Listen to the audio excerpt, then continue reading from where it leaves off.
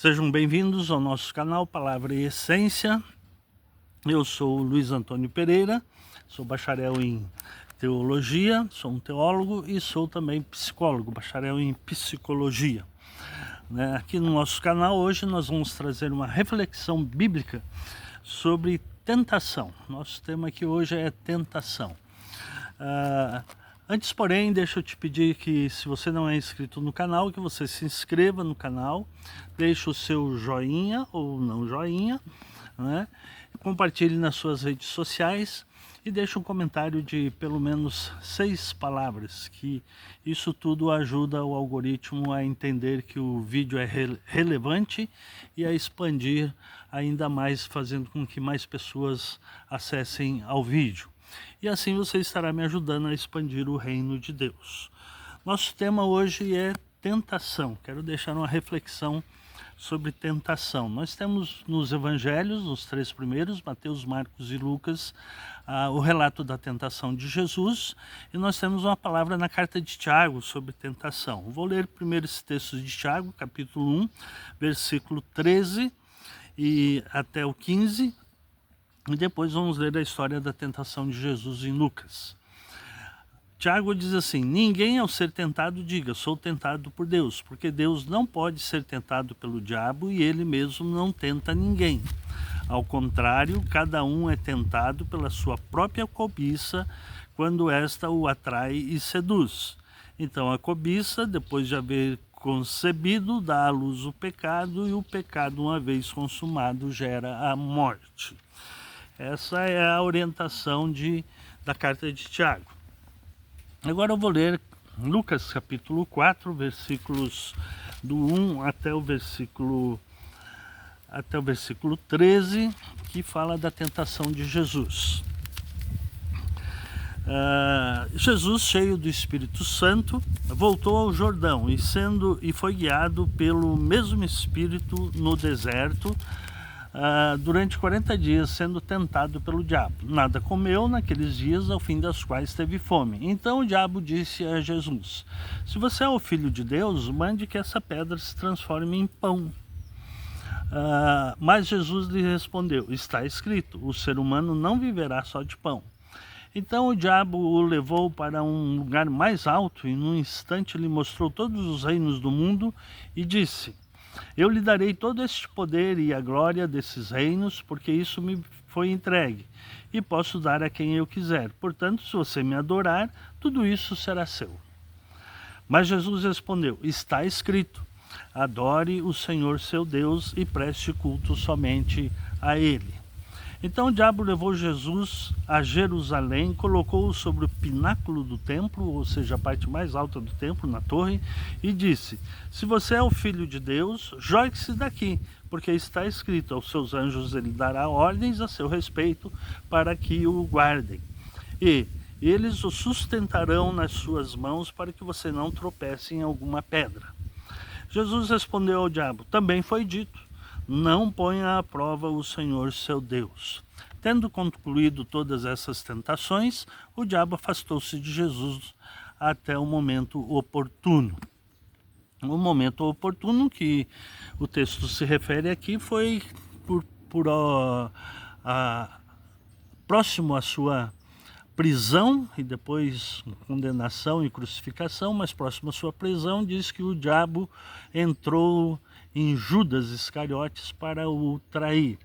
E depois falou também que quando eles chegaram para prender Jesus, Jesus falou que essa era a hora deles, a hora das trevas, a hora do diabo. Muito bem, aqui na história de Jesus nós temos pelo menos 3 tipos de tentações. Se você é filho de Deus, versículo 3, mande que essa pedra se transforme em pão. Jesus, está escrito, não só de pão viverá o homem. Nós temos aqui uma aprendizagem, uma lição de que nós não precisamos e não devemos dar vazão ao apetite ilícito, à gula. Pelo contrário, devemos renunciar ao apetite ilícito.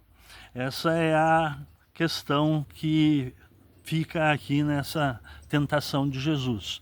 Nós aqui no Ocidente, nós temos uma fartura muito grande de alimentos e muitas vezes nós temos um apetite ilícito e outras vezes desperdiçamos muito alimento. De modo que aqui Jesus está dizendo que o ser humano não vive só de pão, então não tenha gula, né? Alimente também o seu espírito através da palavra de Deus. Aí a segunda tentação, então o diabo o levou para um lugar mais alto e num instante lhe mostrou todos os reinos do mundo e disse: tudo isso te darei, eu lhe darei todo este poder, aliás, nessa tradução, e a glória destes reinos, porque isso me foi entregue, e posso dar a quem eu quiser. Portanto, se você me adorar, tudo isso será seu. Jesus respondeu: adore o Senhor seu Deus e preste culto somente a Ele. Aqui a tentação que está implícita é a glória ilícita, o poder ilícito, né? De qualquer forma, a glória aqui ilícita. 1 João, capítulo 2, versículo 15, diz: não ameis o mundo nem as coisas que há no mundo, porque as coisas que há no mundo perecem, né? Então é para amar a Deus sobre todas as coisas e o próximo como a si mesmo, e não a glória deste mundo. Então aqui fala de glória ilícita, que nós temos que repudiar essa glória ilícita e fugir dela, né? Fugir dessa tentação. Terceira tentação, então o diabo levou Jesus a Jerusalém, colocou sobre o pináculo do templo e disse: se você é o Filho de Deus, jogue-se daqui, porque está escrito: aos seus anjos ele dará ordens a seu respeito para que o guardem, e eles o sustentarão nas suas mãos, para que você não tropece em alguma pedra. Mas Jesus respondeu: também está escrito: não ponha à prova o Senhor, seu Deus. Terceira tentação aqui tem a ver com o poder ilícito, né? Se jogue daqui, que você tem poder para dar ordens aos anjos, né? Essa questão do poder aqui, a ideia é que nós devemos resistir e ficar vigilantes a essa tentação de ter o poder. Nós vemos isso em toda a sociedade, inclusive nas igrejas, pessoas que brigam pelo poder, e outras que manipulam as pessoas pelo poder, e outras que fazem ameaças às pessoas a fim de aumentarem ainda mais o seu poder. E então, a ideia aqui é de resistir ao poder ilícito, resistência e vigilância. Né? 1 Pedro capítulo 5 e 8, né? Pedro adverte de que o diabo, nosso inimigo, está sempre ao nosso redor querendo nos tragar. Vou ler o texto aqui para não citar errado. 1 Pedro 5, 8 e 9. Diz assim: sejam sóbrios e vigilantes, o inimigo de vocês, o diabo, o tentador, anda em derredor como um leão que ruge procurando alguém para devorar. Nesse caso aqui, devorar pelo apego ao poder, o poder ilícito, né? Resistam-lhe firmes na fé, certo de que os irmãos de vocês espalhados pelo mundo estão passando por sofrimentos iguais aos de vocês. Resistir à tentação do poder ilícito. Volto a repetir que dentro das nossas igrejas nós vemos muito essa disputa de poder e que traz muitos problemas à igreja, e quando não traz problemas, traz um ensino falso a respeito das escrituras. De modo que existe uma interpretação errada no meio de algumas igrejas, diz: não toqueis nos meus ungidos, porque não pode tirar o poder dele. E não é isso que a Bíblia ensina, não é esse o ensinamento bíblico. Ao poder ilícito nós temos que resistir e ser vigilantes, porque o diabo, nosso inimigo, está ao nosso redor, nos tentando para nos tragar, né? E a ideia é de que essa tentação sempre vem de fora, vem do diabo, mas o texto de Tiago que nós lemos diz que ninguém ao ser tentado diga sou tentado por Deus. Ou muitas vezes eu digo, o diabo é que me tenta. Mas olha o texto aqui. Ao contrário, cada um é tentado pela sua própria cobiça. É você, o seu ego, sou eu, o meu ego, né? Depois de haver concebido, dá à luz o pecado uma vez consumado, gera a morte. A tentação é de dentro para fora. Nós damos lugar ao diabo e o diabo vem nos tentar. Então, tem que resistir-lhes firmes na fé, porque esse é o objetivo dele. Ele quer nos destruir a qualquer custo.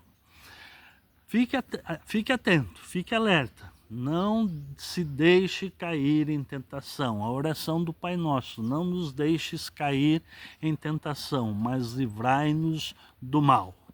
Então faça sempre essa oração: não nos deixes cair em tentação, Senhor, mas livrai-nos do mal. O mal, a palavra mal aí na oração é maligno. Nos livra do maligno, do mal, do diabo.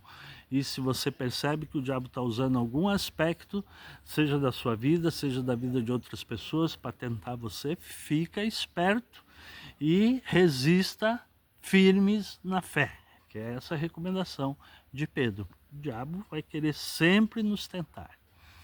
Que Deus os abençoe. Muito obrigado por me ouvir e compartilhe este vídeo se ele ajudou você na sua vida espiritual.